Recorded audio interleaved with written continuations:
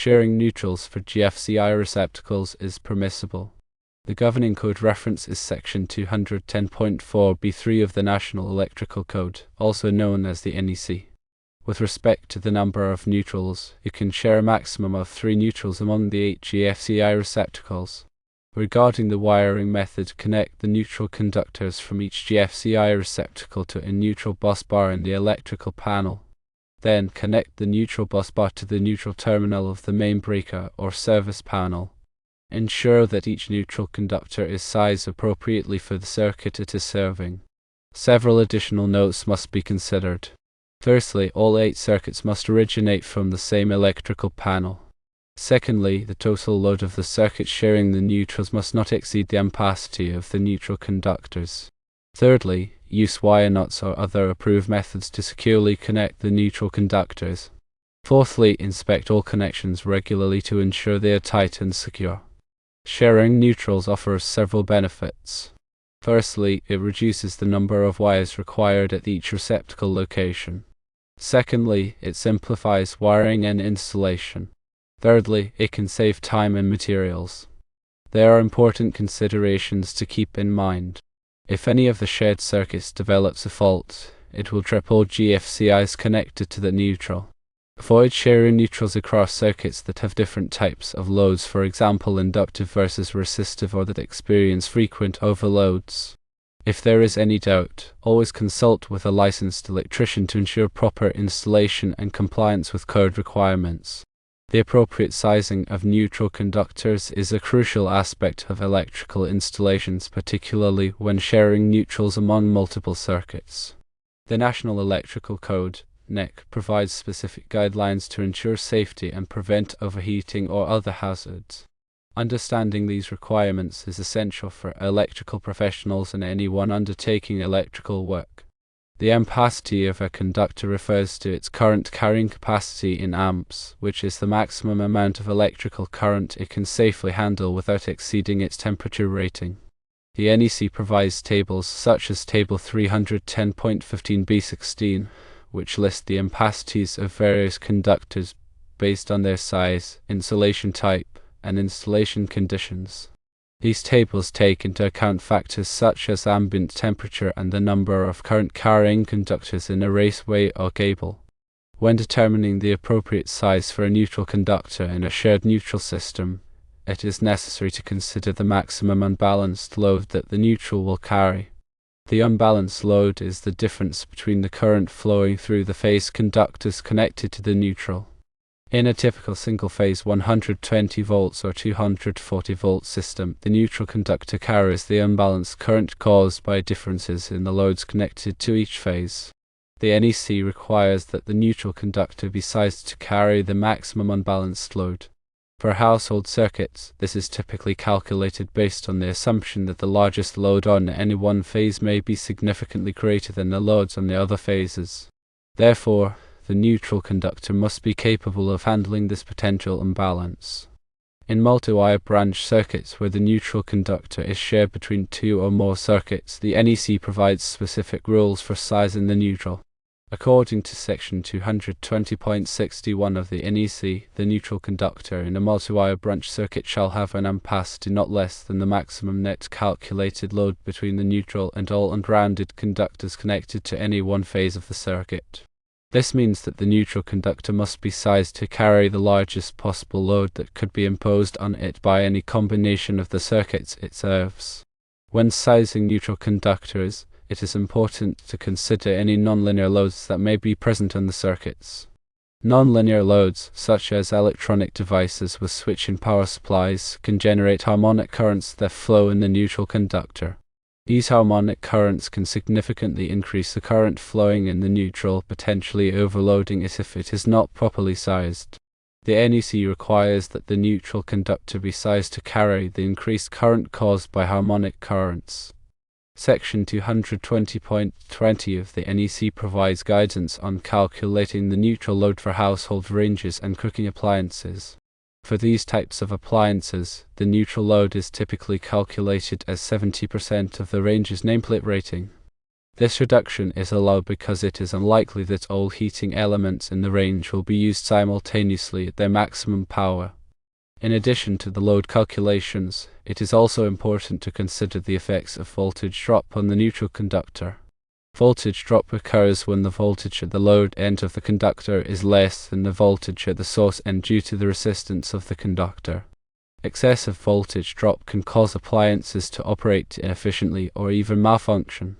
The NEC recommends limiting voltage drop to 3% for branch circuits and 5% for feeders. To minimize voltage drop, it may be necessary to increase the size of the neutral conductor. Several factors can affect the ampacity of a conductor, including ambient temperature, a number of current carrying conductors in a raceway or cable, and the type of insulation used. The NEC provides correction factors and adjustment factors to account for these factors. For example, if a conductor is installed in a high ambient temperature environment, its ampacity must be reduced using a temperature correction factor. Similarly, if multiple current carrying conductors are installed in the same raceway or cable, their ampacities must be reduced using an adjustment factor to account for the increased heat generated by the conductors. Electrical connections must be made properly and securely to ensure reliable and safe operation of electrical circuits.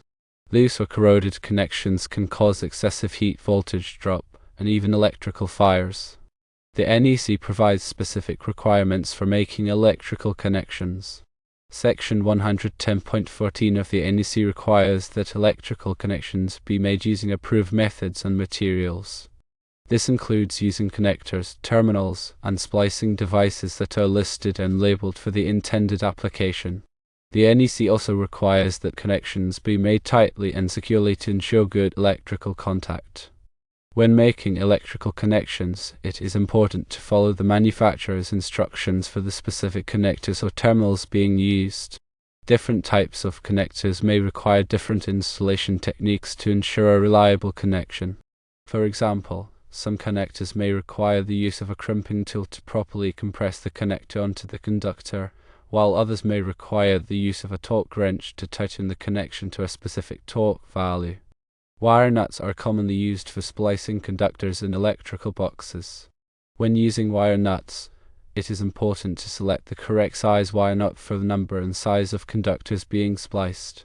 The wire nut should be twisted tightly onto the conductors to ensure a secure connection. The NEC also requires that the exposed ends of the conductors be covered with electrical tape to provide insulation and prevent accidental contact. Terminal screws are used to connect conductors to devices such as receptacles, switches, and circuit breakers. When connecting conductors to terminal screws, it is important to tighten the screws to the proper torque value.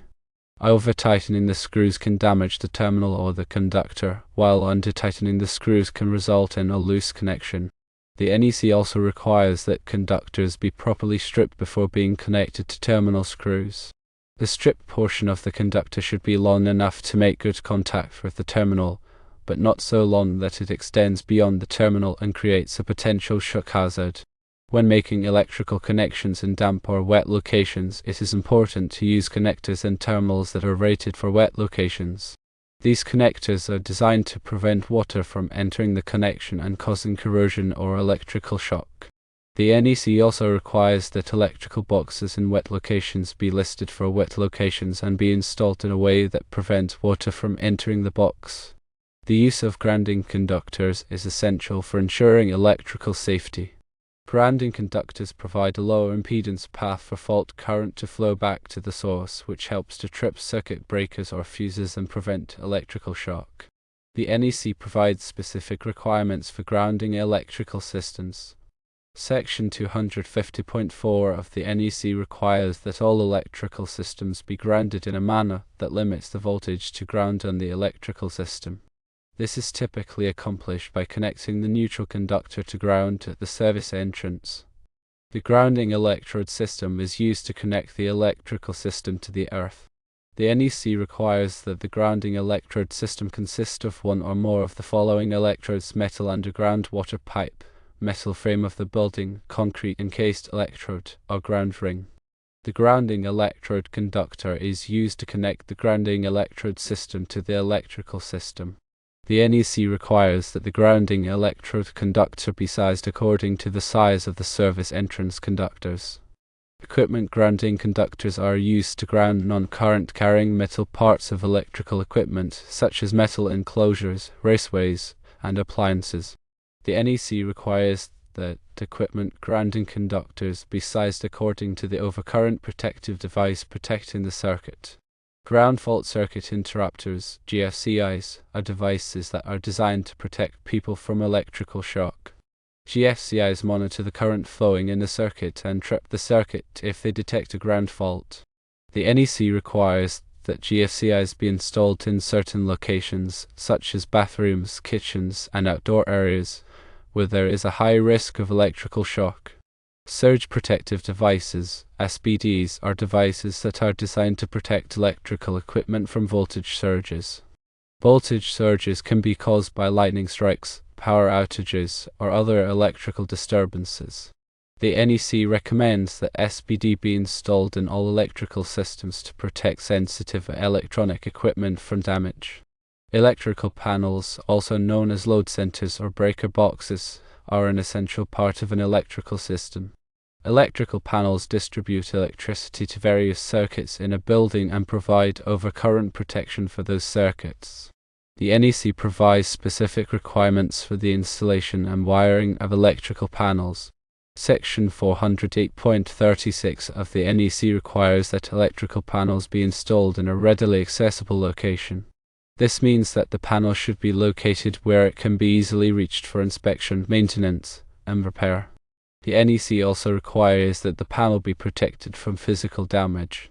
The overcurrent protective devices in an electrical panel, such as circuit breakers and fuses, are designed to protect the circuits from overloads and short circuits. The NEC requires that overcurrent protective devices be sized according to the ampacity of the conductors they protect. The NEC also requires that overcurrent protective devices be readily accessible and be clearly marked to indicate the circuits they protect. The branch circuits in an electrical panel are the circuits that supply power to individual outlets, lights, and appliances. The NEC provides specific requirements for the wiring and installation of branch circuits. Section 210.19 of the NEC requires that branch circuit conductors be sized to carry the load they are expected to serve. The NEC also requires that branch circuits be protected by overcurrent protective devices that are sized according to the ampacity of the conductors. The NEC provides specific requirements for the wiring of receptacles, switches, and lighting fixtures. Section 406.3 of the NEC requires that receptacles be installed in a safe and accessible location. The NEC also requires that receptacles be grounded and that they be protected by GFCIs in certain locations. Section 404.2 of the NEC requires that switches be installed in a convenient location and that they be properly wired. The NEC also requires that switches be grounded and that they be rated for the voltage and current they are expected to carry. Section 410.16 of the NEC requires that lighting fixtures be installed in a safe and secure manner. The NEC also requires that lighting fixtures be properly wired and that they be grounded. Electrical safety is paramount when working with electrical systems. It is crucial to follow safety precautions to prevent electrical shock, burns, and other injuries. Some essential electrical safety tips include always de-energizing circuits before working on them. Use appropriate personal protective equipment, PPE, such as gloves and safety glasses. Inspect electrical tools and equipment regularly for damage. Never work on electrical systems in wet or damp conditions. Follow all applicable electrical codes and standards. If you are not comfortable working on electrical systems, consult a qualified electrician. The National Electrical Code, NEC, is a comprehensive set of standards that govern the safe installation and maintenance of electrical systems. The NEC is updated every 3 years to reflect the latest technological advancements and safety practices. It is essential for electrical professionals to stay up to date on the latest version of the NEC to ensure that their work is compliant and safe. The NEC covers a wide range of topics, including wiring methods, overcurrent protection, grounding, and equipment installation. The NEC also provides specific requirements for different types of occupancies, such as residential, commercial, and industrial buildings. Electrical inspections are conducted to ensure that electrical installations comply with NEC and other applicable codes and standards. Electrical inspectors typically review the electrical plans, inspect the wiring and equipment, and conduct tests to verify that the electrical system is safe and functioning properly. Passing an electrical inspection is essential for obtaining a certificate of occupancy and for ensuring the safety of the building occupants. Understanding basic electrical theory is essential for anyone working with electrical systems. Electrical theory provides the foundation for understanding how electricity works and how to safely install and maintain electrical systems. Some key concepts in electrical theory include voltage, current, resistance, and power. Voltage is the electrical potential difference between 2 points. It is measured in volts. Current is the flow of electrical charge. It is measured in amps. Resistance is the opposition to the flow of electrical current. It is measured in ohms. Power is the rate at which electrical energy is transferred. It is measured in watts. Ohm's law describes the relationship between voltage, current, and resistance. Ohm's law states that voltage equals current times resistance, or volts equals amps times ohms. Power is calculated by multiplying voltage by current, or watts equals volts times amps. Series and parallel circuits are two basic types of electrical circuits. In a series circuit, the components are connected in a single path. The current is the same through all components in a series circuit. In a parallel circuit, the components are connected in multiple paths. The voltage is the same across all components in a parallel circuit. Electrical troubleshooting is the process of identifying and resolving problems in electrical systems. Electrical troubleshooting requires a systematic approach and a good understanding of electrical theory. Some common electrical troubleshooting techniques include visual inspection, voltage testing, continuity testing, and resistance testing. It's important to understand that sharing neutrals can introduce complexities. It is crucial to accurately calculate the neutral load and ensure that the neutral conductor is adequately sized to prevent overheating and potential hazards.